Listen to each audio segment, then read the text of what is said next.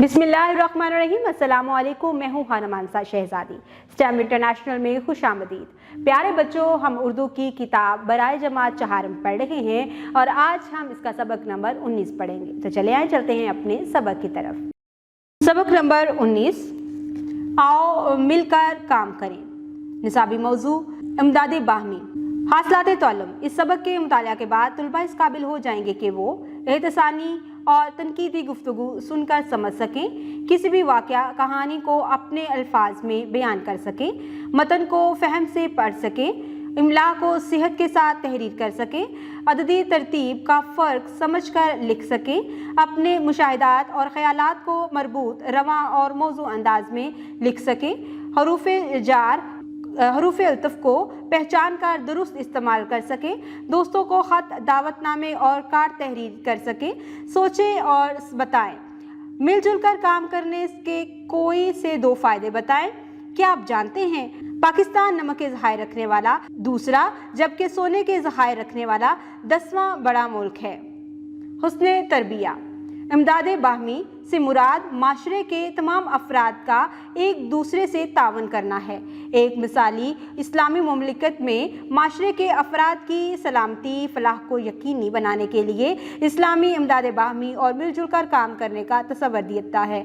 अगरचे अफराद की फलाह व बहबूद रियासत की जिम्मेदारी है, लेकिन इस्लाम ने साहिब सरवत लोगों को भी इससे बरी नहीं किया।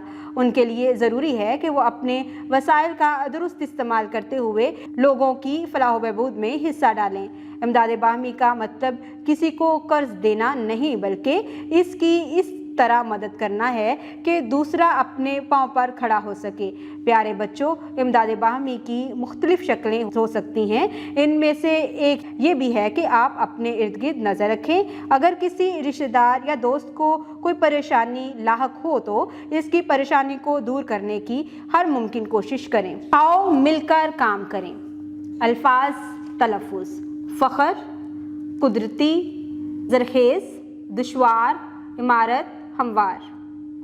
कासिम का ताल्लुक ज़िला सवात के एक पसमंदा गांव से था। उसे बचपन ही से पढ़ने लिखने का बहुत शौक़ था। उसे गांव के एक कमरे पर मुश्तमिल खस्ता हाल प्राइमरी स्कूल में दाखिल कराया गया।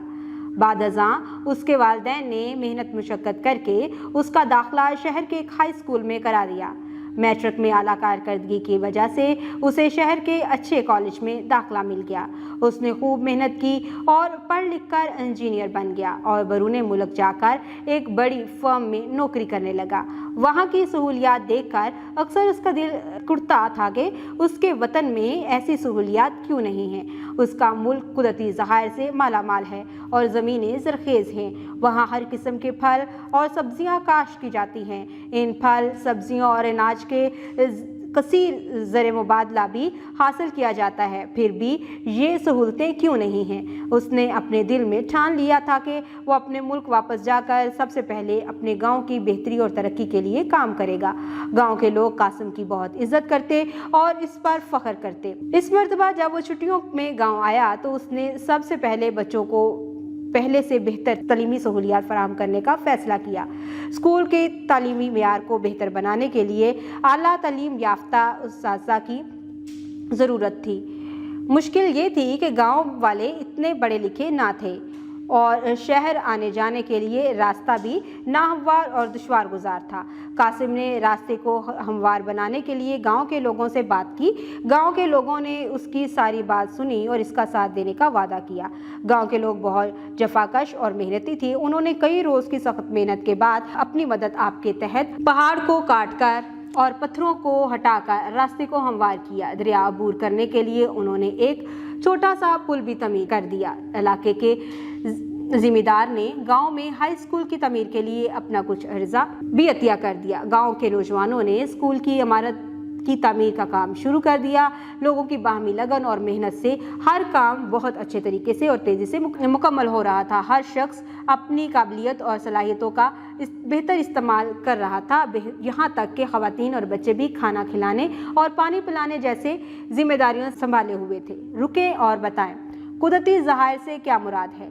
कासिम के गांव के लोग कैसे थे? कासिम ने जो मंसूबा सोचा था उसकी तकमील के लिए कासिम का बरूने मुल्क अपने दोस्तों के साथ मुसलसल राब्ता रखना ज़रूरी था, इसलिए फ़ोन की सहूलत सबसे पहले हासिल की गई ताकि वो बैरून मुल्क अपने दोस्तों से बर वक्त मशवरा और मदद दे सके।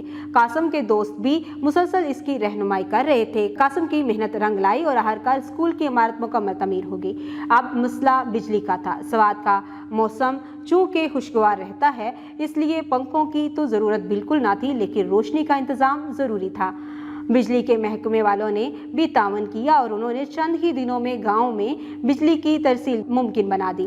गांव में बिजली आते ही तरक्की के दरवाजे खुल गए। अब हर शख्स के ज़हन में तरक्की करने की लगन समा रही थी। उस्ताद इकराम भी बच्चों को कामयाब इंसान बनने के लिए पूरे जोश और लगन से पढ़ा रहे थे। इस तरह एक शख्स की अच्छी सोच, तालीम और गांव वालों की इमदाद, बाहमी के जज्बे ने पूरे गांव की किस्मत ही बदल डाली। हमने जाना और सीखा, हम पढ़ लिख कर अपने मुल्क और कौम की तरक्की में अहम किरदार अदा कर सकते हैं। प्यारे बच्चों, देखिए आज हम लोगों ने कितनी आसानी से मिलजुल कर हम बहुत बड़ी मुश्किल का भी हल निकाल सकते हैं, ये सीखा है। एक लड़के ने अपने पूरे गांव की किस्मत को बदल डाला, एक सोच ने पूरे गांव की किस्मत को बदल डाला और एक शख्स की मेहनत किस तरह से रंग लाई। हम भी मिलजुल कर अगर कोई भी काम ठान लें तो हम मिलजुल कर उसको हल कर सकते हैं और मुश्किल और परेशानी को दूर कर सकते हैं। उम्मीद करती हूँ आपने इस वीडियो से बहुत कुछ सीखा होगा। मज़ीद सीखने और जानने के लिए हमारे साथ रहिएगा। मिलते हैं अगली वीडियो में, तब तक के लिए खुदा हाफिज़।